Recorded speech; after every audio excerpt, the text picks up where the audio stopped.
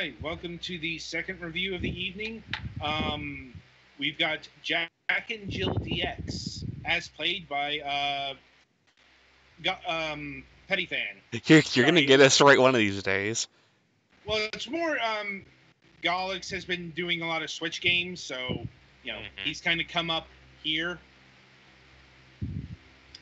Anyway, Jack and Jill DX is a one-button platformer game by Ratalaika Games SL, which I want to say is Russian, but I'm not exactly sure. Now, anyway, here's Petty with his thoughts on this version. It is the PC version that was played. Yep. This game is available on a variety of platforms. Nintendo Switch, PlayStation 4. It's like all the major platforms, and it's a mobile game. Yep. So with all that in mind, basically the big shtick with this is once you hit the jump button, you will automatically move forward. You can't turn around unless you bump into a wall. You need to jump over the obstacles and get to the end to meet up with Jill. Or Jack, because you can switch whoever you're playing as. So you mean it's not a going up the hill to fetch a pail of water simulator? Sadly no. That might actually have been more interesting. But yeah, they're going for what looks like a kind of Game Boy-esque aesthetic. Mm-hmm. It looks cute. Yeah, it looks cute, but once you start playing it for a while, it starts to get real boring. Like, as you progress through, you get some more power-ups, but they're really few and far between. And they look situational. Yeah, like there's one that's like a wall kick.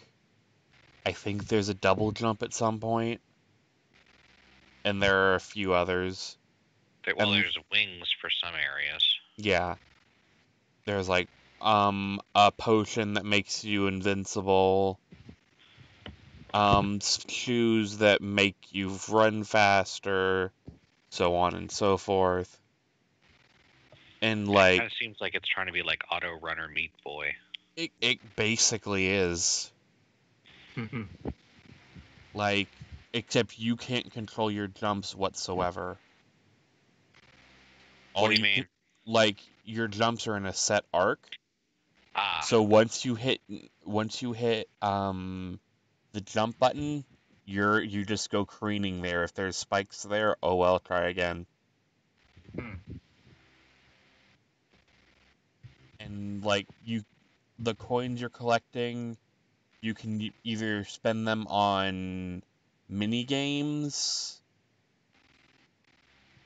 or just buy tickets in the shop to like put different filters on the screen, change Jack and Jill's costume, stuff like that. I think there's also one for like extra progress, like it'll unlock the next set of levels.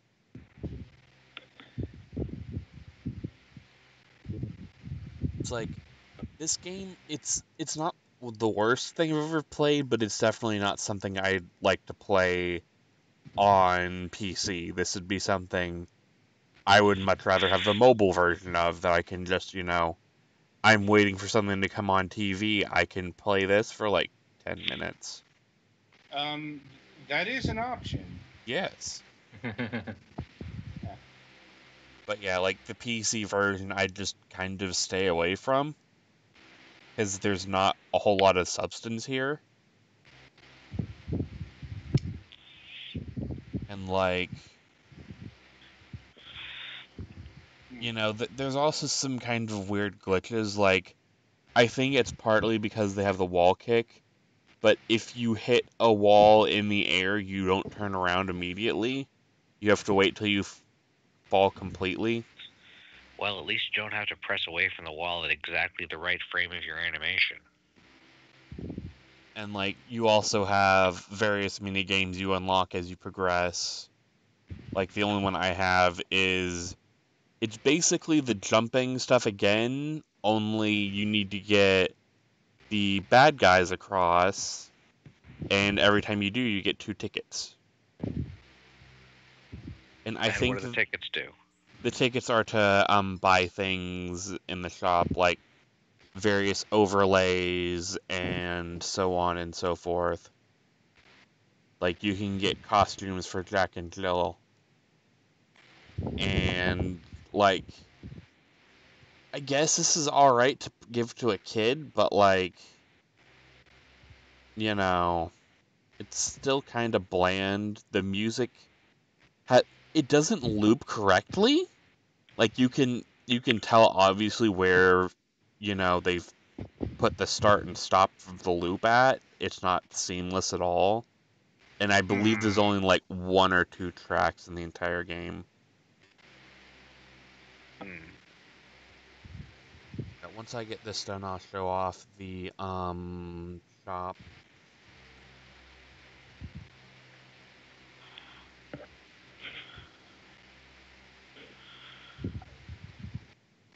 And yeah, here you get a whole bunch of different hats, which I believe either Jack or Jill can wear. Yeah, they just changed slightly.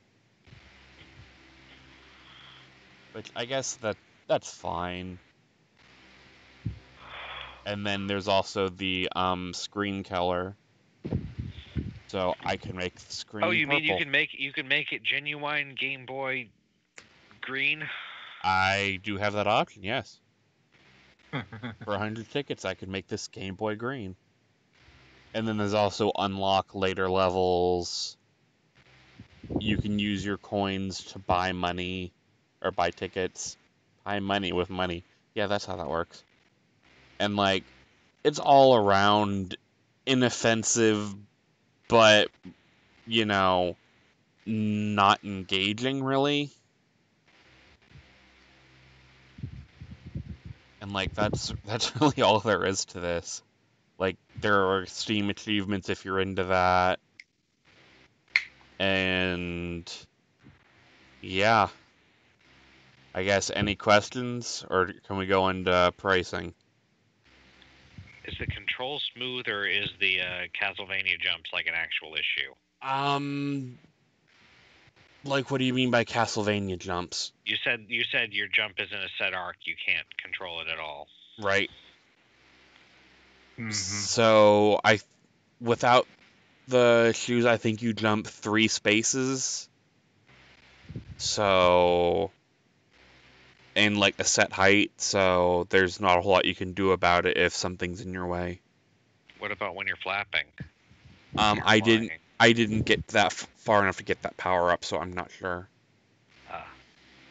The flying might be better, but I don't know on that one. I just kind of got bored with this one.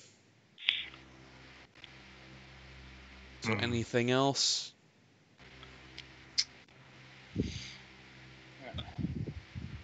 I got nothing. Pricing. Yeah, pricing is $5 on PC. Yeah. I've got the full range of prices here because the game is available on the Nintendo Switch, PlayStation 4, PlayStation Vita, Xbox One, and Steam. And yeah, it's clocking in regularly at $5, no matter what the platform. So, or regional equivalents for that matter. Yeah. Unfortunately, it's doing the whole euros are dollars thing, which is no, yeah, $4.99 in USD is not $4.99 in euros or Great British pounds. Okay. Although the pound might be headed that way. That's a story for another time. That's beyond the scope of it. But at present, the euro and the pound are worth more than the dollar. So, right. If you're paying €5 for a game, you are paying more. Don't have the conversions on me right now, but it's not a 1-to-1. It's more like 1.30 to, $1.30 to 1 or $1.50. Like at its height, the Great British Pound was 2-to-1. Uh-huh. So, just going to throw that in there. Just in general, doing the one-to-one conversion is bad because currencies don't operate that way. Anyway. And like it's 7 worlds with 20 levels each with 7 mini games. It's like if you're into grinding, I guess here you go. But like for $5, this might be a little much. I'd suggest wait for a sale. Like for the Lunar New Year, it was 75% off. So like yeah, if you can get it for like under $2, you might have more enjoyment with it. And further, you're recommending not PC. Yeah, not this is very much a you need it like on Switch or Vita or mobile. So something that you can the mobile version is actually a different version called Jack and Jill. Like it not exactly sure what the difference is. Looking at the Steam page, the DX improvements are supposedly improved graphics, improved music, and upgraded in-game stuff is what they're listing on the Steam page. So, good luck. How descriptive. Yeah, real descriptive. But yeah, all in all, it's all right. I wouldn't suggest this on PC or console, but you know, if you have a phone and you want to kill 5 minutes, there are worse ways to do that. So it looks like I'm done unless you guys have anything else you want to ask about it real quick. No, I think we're good. All right then.